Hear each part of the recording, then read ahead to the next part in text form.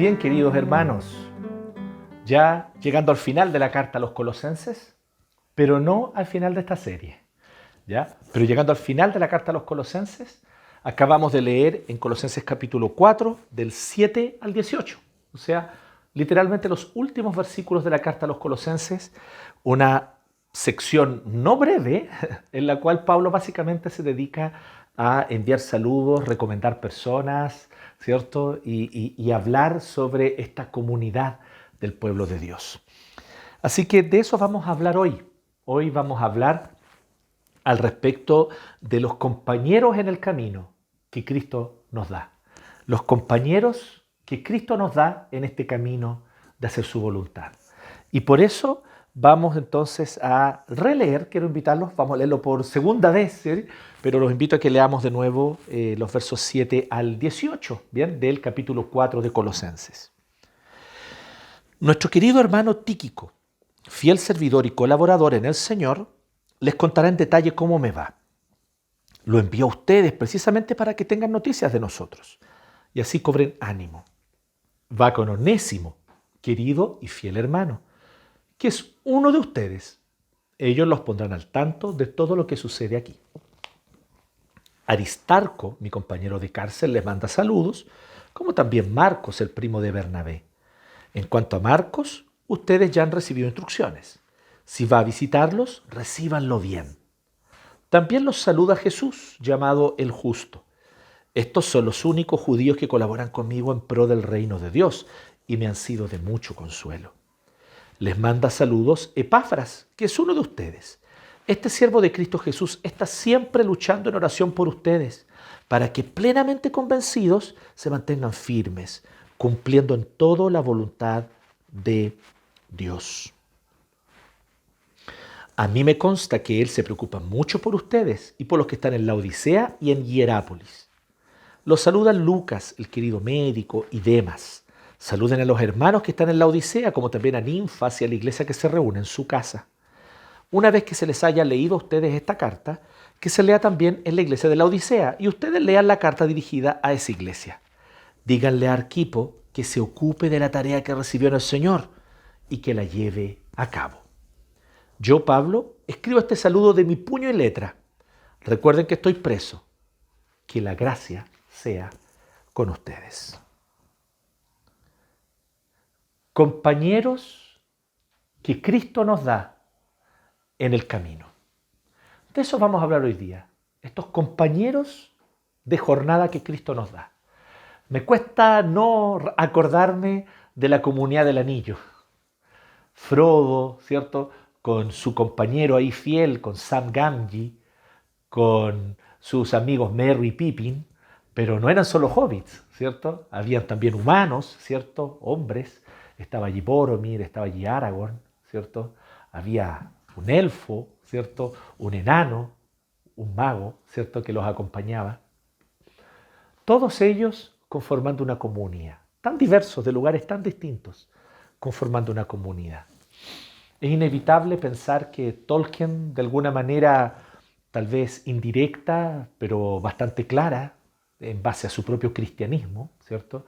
Ya que el autor del Señor de los Anillos, J.R.R. Tolkien, no solamente era un importante lingüista y profesor de Oxford, sino que él era un creyente, un cristiano muy devoto, que servía al Señor con temor y temblor, y que fue una de las principales influencias para la conversión de su amigo C.S. Lewis. Y Tolkien probablemente allí está pensando en la iglesia, en esta comunidad que enfrentan juntos una misión que es dura, una misión en la que a veces se pasan dolores, noches mal dormidas o noches sin dormir, una misión en la cual no hay tiempo para el segundo desayuno, ¿cierto? Y ¿dónde está el segundo desayuno? Decían los jóvenes. No, no hay tiempo para eso, tenemos que seguir, cumplir nuestra misión. Y donde nos animamos unos a otros, donde somos compañeros unos de otros, donde tal vez algunos terminarán tal vez perdiendo su vida en el camino como Boromir. Pero el Señor ciertamente nos reúne como iglesia, como una comunidad diversa. Y para esto es muy importante que no olvidemos la definición de iglesia que ya dimos varios mensajes atrás, que es la definición bíblica. es una definición totalmente en coherencia con la teología del Nuevo Testamento, o sea, con la doctrina que los apóstoles enseñaron en el Nuevo Testamento y que coincide con el objetivo del mismo Señor Jesucristo planteado en los Evangelios. ¿Qué es la iglesia? Una comunidad donde voluntariamente personas e individuos se unen para juntos llevar a cabo una devoción religiosa. No, es mucho más que eso. Pasa por eso, pero es mucho más que eso. ¿Es la iglesia una institución? Entre muchas otras instituciones que tenemos hoy día, ¿cierto? Tenemos, no sé, bancos, tenemos el Estado, tenemos la familia, ¿cierto? Tenemos instituciones comerciales, instituciones estatales, instituciones no gubernamentales. Una de ellas es la iglesia como una institución. Nuevamente, la idea de que en esta institución nos asociamos libre y voluntariamente individuos y familias en torno a una fe común, y por lo tanto nos unimos para mantener el culto a nuestro Dios, es mucho más que eso. No es una mera institución entre muchas otras. ¿Qué es la iglesia entonces? Es la nueva humanidad. Vendrá un día en que Cristo volverá en gloria y majestad.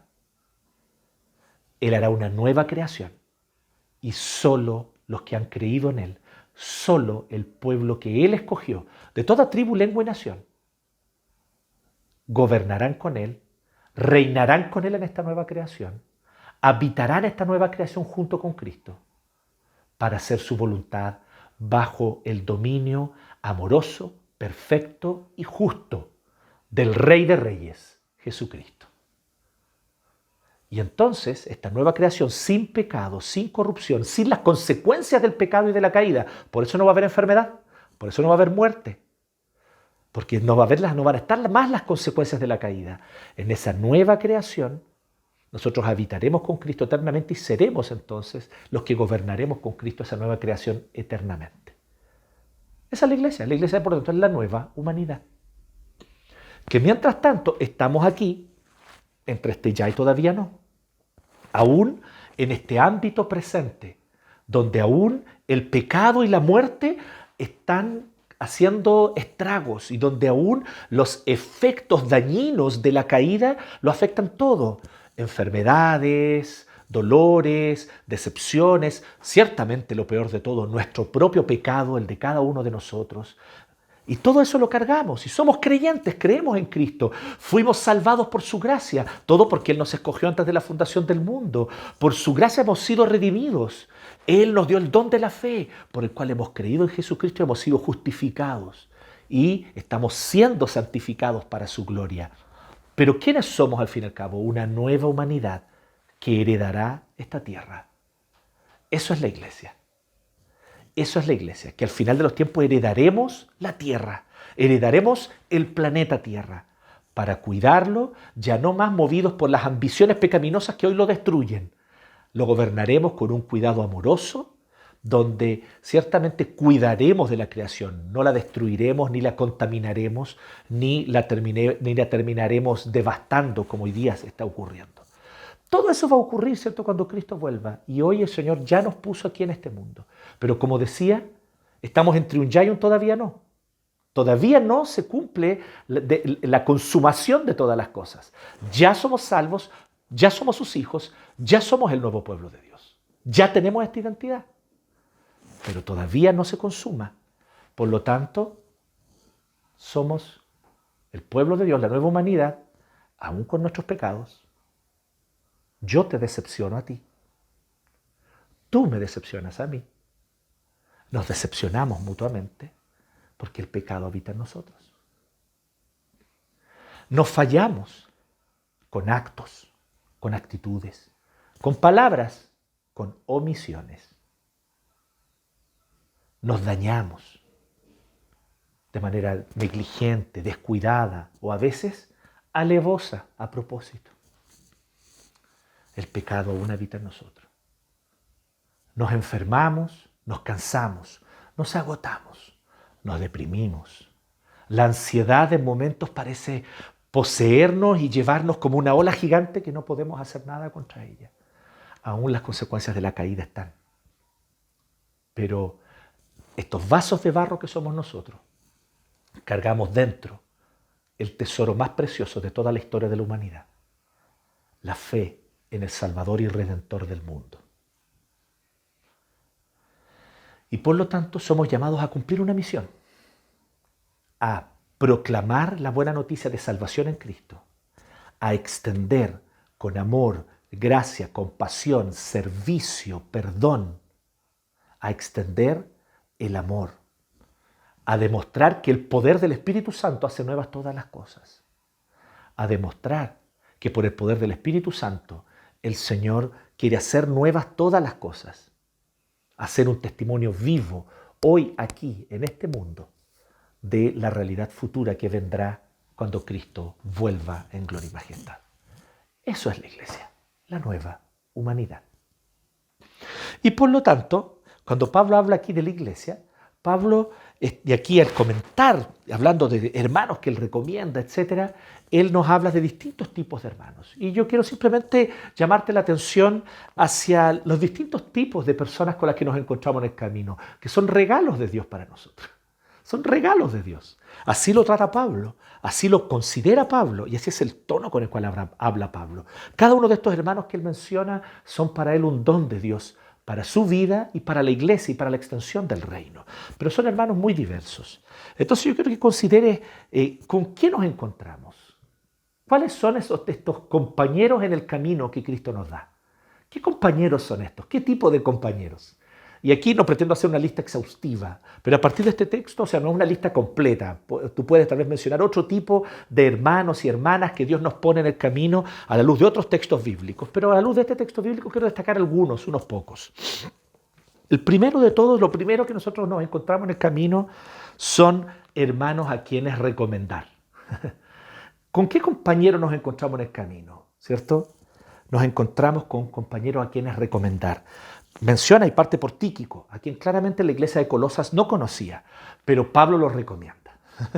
Y si Pablo te lo está recomendando, ¿cierto? Y eso pasa con muchos de nosotros. Nosotros tenemos personas en las cuales confiamos. Hemos aprendido a confiar en ellas. Sabemos de su integridad y sabemos de su seriedad. Sabemos que dicen las cosas como son, al pan pan y al vino vino. Si algo es malo, dicen que es malo, si algo es bueno, dicen que es bueno. Ese tipo de personas son personas que cuando nos dan una recomendación, nosotros entonces confiamos en su recomendación, ¿cierto? Pablo, aquí inspirado por el Espíritu Santo, le estaba aconsejando y le estaba recomendando a Tíquico. Y dice nuestro querido hermano Tíquico, fiel servidor y colaborador, bien digo en el Señor, les contará en detalle cómo me va.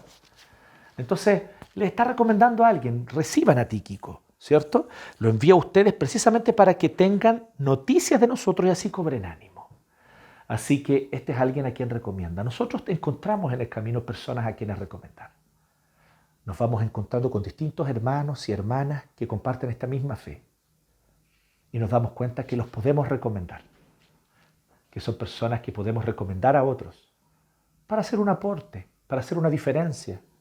No necesariamente para transformar el mundo. Y no los recomendamos porque son personas perfectas, que nunca fallan, que nunca pecan. No, pero son personas confiables. Tíquico era una de esas personas, ¿no? Tíquico era una de esas personas. Así que Pablo ciertamente los recomienda, ¿cierto? Recomienda, así como también él habla en buenos términos, si bien está enviando solamente saludos, de Aristarco, así como también menciona a Lucas, ¿cierto? Que también les manda saludos, ¿cierto? Demas. Entonces, mandan saludos de estos hermanos y les envía entonces y los recomienda, pero especialmente a Tíquico. Pero luego hay un segundo tipo de compañeros en el camino con los que nos encontramos. No todos son como Tíquico. Algunos tal vez fallan y cometen errores, pero después de esos errores aprenden valiosas lecciones. Se humillan delante del Señor. Y el Señor entonces hace una obra en ellos. Y aquí yo me refiero especialmente a Onésimo, que el próximo domingo vamos a hablar especialmente sobre él, y Marcos. Dice el verso 9, va con Onésimo, querido y fiel hermano, que es uno de ustedes.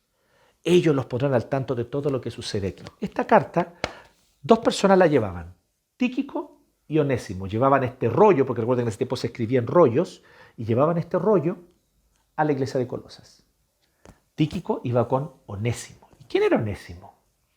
Onésimo era esclavo.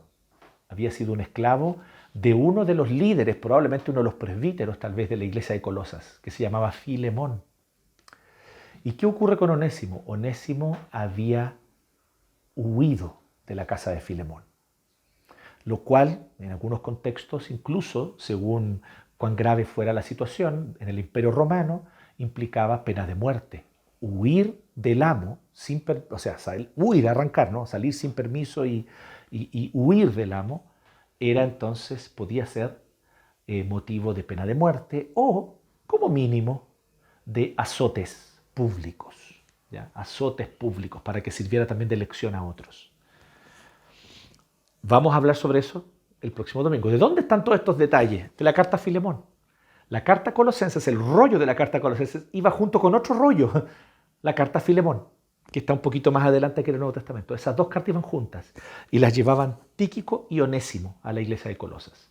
Si bien la carta a Filemón era una carta personal a Filemón, uno de los líderes de la iglesia de Colosas. Como digo, más detalles el próximo domingo, pero por ahora es bueno que ustedes sepan esto. Onésimo era un esclavo que en su impiedad e ingratitud, porque Filemón no era un mal amo, había escapado y pensando que podía tal vez hallar refugio, llegó donde Pablo. No sabemos muy bien qué habrá pasado en el camino. No sabemos si tal vez tuvo una historia como esta del hijo pródigo. Tal vez pensó que le iba a ir bien, le fue pésimo y cuando estaba muy mal se acordó que Pablo estaba preso allí en Roma y fue a buscar a Pablo. Pablo lo acogió, le habló del Evangelio, Onésimo se arrepintió, creyó en el Señor de corazón y entonces fue discipulado por Pablo. Y ahora Pablo lo está enviando de vuelta y lo recomienda. Este es el segundo tipo de personas que nos encontramos, personas como Onésimo, pero también personas como Marcos. ¿Quién es Marcos? Verso 10, ¿cierto? Mencionaba a Aristarco, mi compañero de cárcel, y dice, como también Marcos, el primo de Bernabé. En cuanto a Marcos, ustedes ya han recibido instrucciones. Si va a visitarlos, recíbanlo bien. Entonces, nos encontramos primero con personas como, ¿cierto? Como Tíquico, o Aristarco incluso, ¿cierto? Personas a quienes recomendar, pero nos encontramos con un segundo tipo de personas, como Onésimo y Marcos. Personas que necesitan una segunda oportunidad, o una tercera, o una cuarta. Personas que necesitan una nueva oportunidad. Y Pablo se muestra dispuesto a dar una nueva oportunidad. ¿Quién es Marcos? Marcos había acompañado a Pablo y a Bernabé en el primer viaje misionero y en la mitad del primer viaje Marcos los había abandonado. No fue capaz, se dio cuenta que era duro este trayecto, que era duro este viaje, que era dura esta misión. Hay muchos que romantizan la misión. Sí, vamos a ir a servir, vamos a ir a predicar el Evangelio, vamos a salir por el mundo, vamos a anunciar a Jesús. Y romantizan en su juventud, ¿cierto? Y después se dan cuenta que la cosa es más dura, es más difícil, que las noches mal dormidas son muchas, que los días mal comidos son muchos, que la respuesta de las personas no es siempre, ¡ay, gracias por darme el Evangelio!, sino muchas veces de hostilidad y reacciones hostiles y agresivas contra aquellos que les están tratando de mostrar amor. Bueno, eso decepciona sobre todo a los más inmaduros. Y eso ocurrió con Marcos. Marcos, decepcionado, confundido, abandonó a Saulo y a Bernabé y se volvió para la casa. Entonces después ocurre que cuando tenían que empezar un segundo viaje misionero, Bernabé quería llevar a Marcos nuevamente consigo. Y es difícil aquí decir quién estaba correcto y quién estaba equivocado. Bernabé muestra una gracia, una compasión muy propia de su carácter. Y dice, llevemos a Marcos de nuevo, él quiere ir de nuevo con nosotros. Ahora él quiere hacer las cosas bien, lo que él hizo mal antes, lo quiere hacer bien ahora. Pero Pablo, no por mala onda ni por odio contra Marcos, sino que él dice, esta es una misión muy seria, Bernabé. Esto que estamos haciendo no es un juego, no se trata simplemente de mostrar compasión hacia Marcos. Yo estoy dispuesto a mostrarle compasión, pero de ahí a sumarlo al equipo misionero de nuevo es otra cosa. Lo perdonamos, todo ok, bien.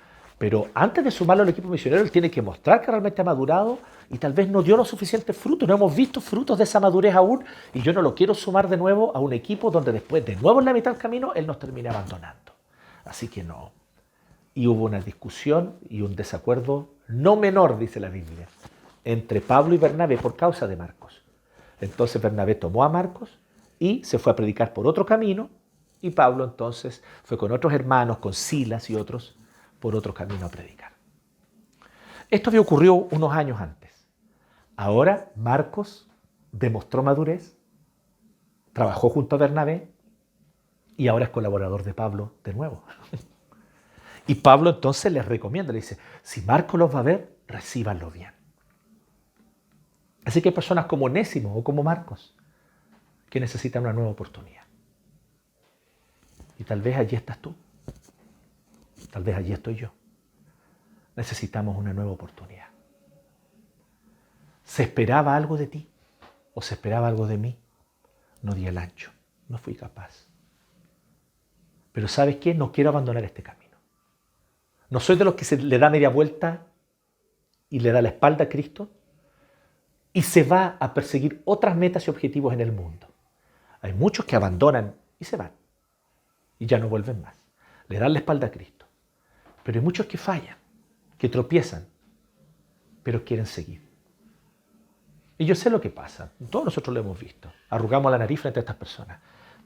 Pero este fulano siempre mete la pata, tropieza, deja las cosas medio hacer y después vuelve de nuevo y quiere insistir y quiere... ¿Sabes qué? Que quiera insistir, que quiera estar de vuelta, creo que es una excelente señal. Hoy día son tantos los que simplemente dan media vuelta, abandonan y se van. Muchas veces incluso apostatando, negando la fe en Cristo. Qué dolor tan grande cuando eso ocurre. Entonces, ¿sabes qué? Tal vez tú no eres la persona más perseverante. Tal vez tú no eres el mejor ejemplo de integridad y de firmeza de carácter. Pero estás aquí y quieres seguir estando. Como Marcos. O tal vez tú eres alguien que metió la pata a fondo. Se mandó grandes condoros. Pero hoy está consciente y se arrepintió. Como Onésimo. Y aquí es muy importante esto. Tanto en Marcos como en Onésimo hubo arrepentimiento. No es simplemente, ay, sí, un error lo comete cualquiera, acéptenme de nuevo. No. Dolor. Fallé, lo que hice estuvo mal, no tengo excusa, no tengo disculpa que sea válida. He fallado. Perdónenme. Y si es posible, acójanme de vuelta porque quiero seguir sirviendo al Señor. Y entonces debemos aprender como Pablo, como Jesucristo mismo, extender los brazos y decir, claro que sí. Satanás tal vez te zarandeó como a trigo, pero has vuelto. Ahora que has vuelto, edifica a tus hermanos. Esas son las palabras con las que Jesús le habló a Pedro. Sabiendo lo que iba a ocurrir, que Pedro iba a abandonar e iba a negarlo 3 veces. Pero lo acogió de vuelta y le encomendó una misión. Entonces hay personas también en este camino, no solamente personas, tal vez personas confiables, de carácter firme, es bacán eso, y tú puedes confiar en ellos y los recomiendas. Pero hay personas también que necesitan una nueva oportunidad. Abramos ese espacio, esa nueva oportunidad. Aprendamos. Y si tú necesitas esa segunda oportunidad, vuelve, ven, llámanos, llama a un presbítero, llámame a mí, llama al pastor, llama a alguien y di, ¿sabes qué? Creo que necesito una nueva oportunidad. Y nosotros, si tú quieres seguir perseverando, si tú estás dispuesto a reconocer con humildad y claridad que pecaste contra tus hermanos y contra el Señor, pero que quieres hacer las cosas bien aquí en adelante. Porque aquí no se trata de echarle tierrita encima a los errores pasados. No, reconocerlos, arrepentirnos, dolernos por ellos. Pero luego entonces decir, hagamos las cosas bien de nuevo. Siempre hay una nueva oportunidad en el reino de Dios. Pero también hay otro tipo de personas en esta nueva humanidad. Miren, un detalle importante sobre Marcos, disculpen. Es tal la honra que le da Pablo a Marcos, que dice, menciona a Marcos y a otro más, dice que Jesús, llamado el justo, y dice, estos son los únicos judíos que colaboran conmigo en pro del reino de Dios y me han sido de mucho consuelo. El Marcos que lo había decepcionado cuando joven, ¿qué es lo que era para Pablo ahora? De mucho consuelo. Si fallaste y necesitas una nueva oportunidad, vuelve al Señor. Si pecaste, no tapes tu pecado con tierrita encima. Reconócelo. Pide perdón. Pide perdón al Señor y a quien tengas que pedir perdón. Porque tal vez le fallaste a alguien. Decepcionaste a alguien. Le rompiste el corazón a alguien. Con tu incertidumbre, con tu incredulidad, con tu inconstancia. Gente que creyó en ti, invirtió en ti y tú los decepcionaste. Anda y pídeles perdón. Reconoce tu pecado sin peros, sin excusas, sin justificaciones. Y como Marcos, el Señor va a hacer una obra en ti. Tú que un día fuiste el que abandonó, como Marcos, tal vez vas a poder ser hoy día el que es de mucho consuelo. Aquel que es de mucho consuelo. Luego, ahora sí, vimos entonces personas a quienes recomendar, personas que necesitan una nueva oportunidad. En tercer lugar, pastores. Nos encontramos en el camino con pastores. Aquí yo no quiero hablar simplemente del pastor que tiene una ordenación pastoral, como es mi caso. Quiero que tú también pienses en todos aquellos que se preocupan de tu bienestar espiritual, del crecimiento espiritual y de cultivar y alimentar espiritualmente a sus hermanos menores. Piensa en aquellas hermanas de nuestra comunidad con dones, que tienen dones para exhortar, aconsejar, escuchar, orar contigo y darte un consejo conforme a la palabra. Esas hermanas te pastorean. Piensa en aquellos hermanos que tal vez no tienen ningún cargo oficial, no son ni diáconos ni presbíteros, pero se preocupan de tu bienestar espiritual, orando por ti, edificándote. Entonces piensa que el Señor también nos pone en el camino a esas personas, personas que pastorean nuestra alma. Y ciertamente estamos también los pastores. Y dice así lo siguiente, dice sobre Epafras, que era el pastor de la comunidad de Colosas y fue el que plantó la iglesia de Colosas. Entonces dice así, les manda saludos Epafras, que es uno de ustedes. Claro, él había plantado la iglesia de Colosas. Este siervo de Cristo Jesús está siempre luchando en oración por ustedes para que en plena convicción o plenamente convencidos se mantengan firmes, cumpliendo en todo la voluntad de Dios. A mí me consta que Él se preocupa por ustedes. Y no solo por ustedes, sino por las iglesias de las ciudades vecinas. Laodicea y Hierápolis eran dos ciudades vecinas a Colosas. También se preocupa por ustedes. ¿Qué es lo que nosotros vemos aquí? Vemos entonces personas que pastorean nuestra alma. ¿Qué ocurre con esas personas que pastorean nuestra alma? Que tal vez se dedican a la enseñanza pública, como es mi caso, o el caso de varios de los presbíteros de nuestra comunidad, que se preocupa también de la enseñanza particular, ya no privada, no solo pública, de acompañarte, de orar contigo, de escucharte. El apóstol Pablo dice algo que para mí es difícil decirlo porque soy interesado en esto, pero yo estoy aquí para compartir lo que dice la palabra. Muchas veces nosotros necesitamos escuchar y entender y crecer y madurar de que los pastores que cuidan de nuestra alma, los pastores que nos edifican con la palabra, son personas que tienen un corazón puesto en servir a Dios, en honrar al Señor. Eso no los libra de errores, no los libra de pecados, no los libra de negligencias que también cometen, que también cometemos. Pero lo importante es, finalmente, raya para la suma, ¿qué tipo de personas son? ¿Somos como Epafras, luchando en oración por los creyentes, cumpliendo en todo la voluntad de Dios, preocupándose por las almas de nuestros hermanos? A mí me consta que Él se preocupa por ustedes. Ahí es donde tiene que estar nuestra preocupación también. Tal vez el pastor o el presbítero o el líder o este hermano mayor no reaccionó, no respondió y no te atendió como tú esperabas. ¿Pero significa eso que no se preocupa por ti y por el pueblo de Dios? ¿Significa eso que su corazón no está ni ahí? ¿Significa que no está preocupado de hacer la voluntad de Dios? Porque al final del día eso es lo que importa. Y este es el tercer tipo de personas que Dios pone en nuestro camino. Personas que edifican nuestro corazón. Personas que pastorean nuestra alma. Que pastorean nuestro corazón. Y allí hay, ciertamente, pastores con el título de pastor, ordenados como pastores. Pero también están los presbíteros. También están los diáconos. Pero también están todos aquellos hermanos que sin tener ninguna ordenación, ningún oficio ordenado, sin embargo, se preocupan de la edificación espiritual de sus hermanos. que llaman, que abren su casa para tomar once, que abren la Biblia junto a ti para exhortarte conforme a la palabra. Nuestro deber es honrar a esos hermanos que nos edifican, que nos exhortan, que nos pastorean, que están lejos de hacer todo bien, que están lejos de ser tal vez Mister o Miss Simpatía, pero que son las personas que al final del día te edifican, te llevan a Cristo, te llevan a los pies de la cruz. Si es así, ya están pastoreando tu alma, ya están pastoreando tu corazón. Si te llevan a Cristo, si te apuntan a Jesús, si te apuntan a Él, no a sí mismos, sino a Él, ya están cumpliendo su labor.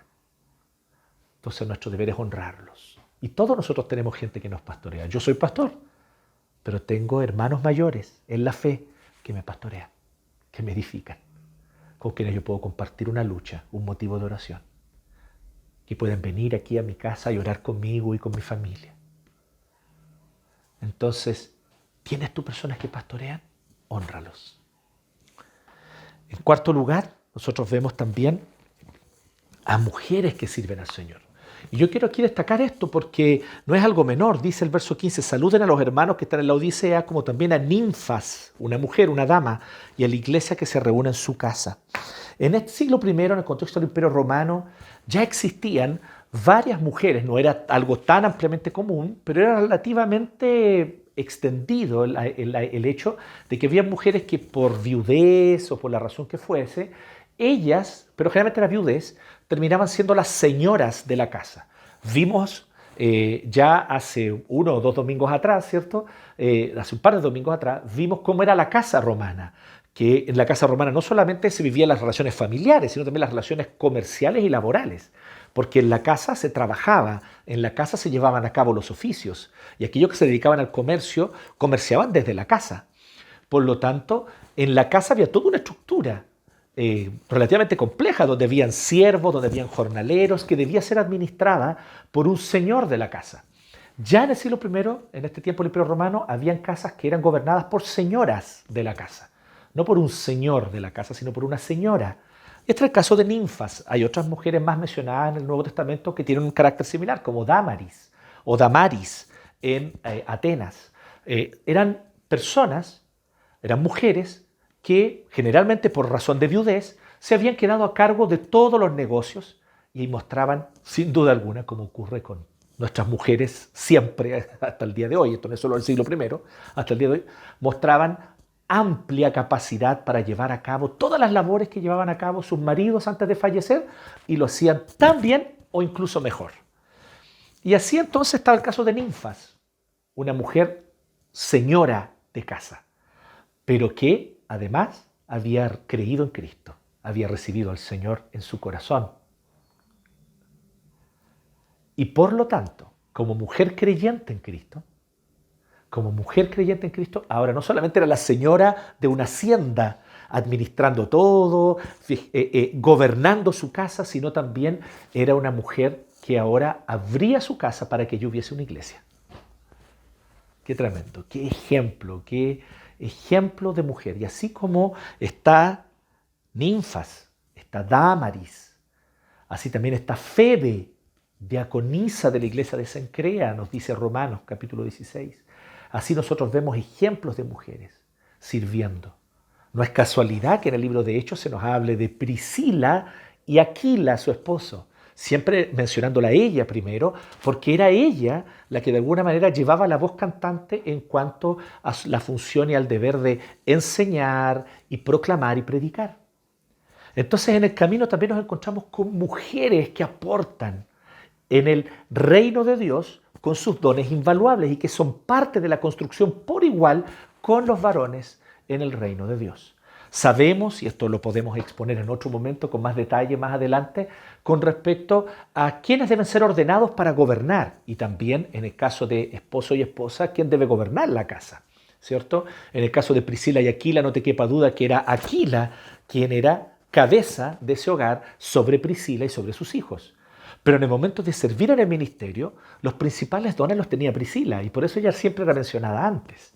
Entonces, ¿cómo esto ocurre en el Nuevo Testamento? Hay muchos detalles que tal vez nosotros no logramos comprender del todo, pero hay una cosa que es muy clara cuando leemos el Nuevo Testamento. que aquí no se trata, el reino de Dios, la iglesia de Cristo no se trata de una comunidad en la cual solo varones edifican. No, varones y mujeres, todos por igual, edifican porque todos por igual han recibido dones del Espíritu Santo. Es así de simple. ¿Quiénes van a cumplir un cargo oficial de gobierno? Eso es otra cosa. El oficialato, la imposición de manos y el cumplir un deber ante Dios de cabeza, sin duda alguna corresponde a varones. Pero bajo varones que gobiernan, la iglesia, ¿cierto?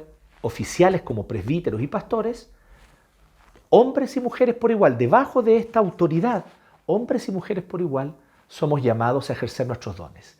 Y Ninfas había abierto las puertas de su casa para que allí existiera una iglesia, ¿cierto? Y de manera generosa, ella entregaba sus recursos para el reino de Dios y el reino de Cristo, y para la extensión del reino. Cosa que tal vez pocos varones hacían. Y ella dando el ejemplo incluso a muchos varones, como existe hasta el día de hoy. ¿Cuántas de nuestras hermanas dan ejemplo de servicio, de amor, de integridad, de sana doctrina, anunciando claramente y enseñando claramente el Evangelio? Bueno, Ninfas claramente es una hermana que cumple un deber como líder también dentro de la iglesia, ¿cierto? Así que en este sentido nosotros podemos ver que también están mujeres con dones preciosos que son colaboradoras. Como todos nosotros somos colaboradores unos de otros, colaboradores en el reino de Dios. Y finalmente nos encontramos con personas que necesitan ser animadas. Personas que tal vez están viviendo un periodo de desánimo, de pena, de tristeza, de confusión. Dice, verso 17, díganle a Arquipo que se ocupe de la tarea que recibió en el Señor y que la lleve a cabo. A veces nosotros, yo como pastor de esta iglesia, necesito que alguien me tire la oreja, me exhorte y me anime a cumplir aquello para lo cual Dios me llamó. A veces tú, hermana, tú, hermano, a quien el Espíritu Santo dotó de dones para edificar la iglesia, necesitas que se te exhorte para cumplir ese llamado, para no abandonar la misión que Dios te dio. Nos encontramos en este camino también con personas que necesitan ser animadas, personas que pueden estar pasando por una decepción. Tal vez esa decepción la causó otro en ellos. Tal vez ellos tenían una expectativa. Tal vez su expectativa era infantil, tal vez su expectativa era inmadura. Puede ser, no niego eso. Pero el hecho es que hoy están desanimados, independiente de eso, y necesitan ser animados nuevamente. Tal vez hay hermanos que realmente y de manera muy concreta, no fue solamente un tema de sus expectativas, sino que de manera muy real y dolorosa fueron dañados, heridos por otros. Pero hay otros que están decepcionados básicamente de sí mismos. Recorren este camino y piensan, yo no doy el ancho, yo no sirvo para esto. Pero es justamente aquellos que saben que no dan el ancho, a los que escoge el Señor y los llena de su poder y de su gracia. Porque aquí no se trata de lo que tú y yo podemos hacer con nuestro poder. Se trata de lo que Dios puede hacer en y a través de ti y de mí. Entonces necesitas ser animado. Entonces te quiero recordar esto. Si tú en algún momento Dios te llamó a algo, Dios te indicó un camino, Dios te entregó una misión y tú sabes que el Señor puso delante de ti eso. Si tú en algún momento viviste ese llamado del Señor a servirle en lo que sea y hoy estás abandonando o estás desanimado con ganas de abandonar porque dices, yo no soy capaz de hacer aquello a lo que Dios me llamó, déjame decirte que lo que tú estás diciendo es una blasfemia. Porque no se trata de que tú no puedas hacer aquello a lo que Dios te llamó. Lo que tú estás diciendo en realidad es, Dios no es capaz de hacer aquello a lo cual me llamó. Porque Dios siempre nos llama a algo para lo cual nos da el poder y los dones para cumplirlo. Así que decir, yo no soy capaz, es decir que Dios no es capaz. Porque en realidad nunca se trató de que tú hicieras con tus capacidades. Siempre se trató de que Dios te daría las capacidades para realizar su misión. Es Dios quien nos da los dones. Es Dios quien fortalece nuestro corazón. Es Dios quien nos mueve a cumplir su voluntad. ¿O eres tú mismo, surge de ti? No, viene de Dios. Entonces cuando tú dices, no soy capaz, en el fondo estás diciendo, Dios no es capaz de hacerlo a través de mí. Y eso es blasfemia, porque nuestro Dios es todopoderoso y no hay nada que Él no pueda hacer, incluso usarte a ti para su gloria. Anímate, hermano. Si Dios te llamó, Dios entonces te dará los dones, los recursos y las capacidades para cumplir ese llamado. Sigue adelante, persevera, no pierdas tu vista de la meta. Él te ha usado y Él te seguirá usando. Anímate, que el Espíritu Santo en esta hora te anime. Y así nos encontramos con distintas personas, distintos tipos de personas en esta comunidad del anillo. Nos encontramos con distintas personas. Personas a quienes recomendar, personas que necesitan una nueva oportunidad, personas que pastorean nuestro corazón y nuestra alma y necesitan ser reconocidos y honrados por ello. Mujeres, hermanas en Cristo, que lado a lado, codo a codo, trabajan junto a los varones de la iglesia, llevando adelante la labor de Cristo y la misión de la iglesia, la misión de Dios, ¿cierto?, a través de la iglesia. Y también personas que necesitan ser animadas, porque tal vez se han desenfocado, porque tal vez se han decepcionado, porque tal vez están decepcionadas de sí mismas. Pero es hora de recordar que no estamos aquí por nosotros, sino por el Espíritu. Y de eso trata la iglesia. No se trata de una comunidad de perfectirijillos que son parte de la iglesia porque ellos no cometen los pecados que otros cometen.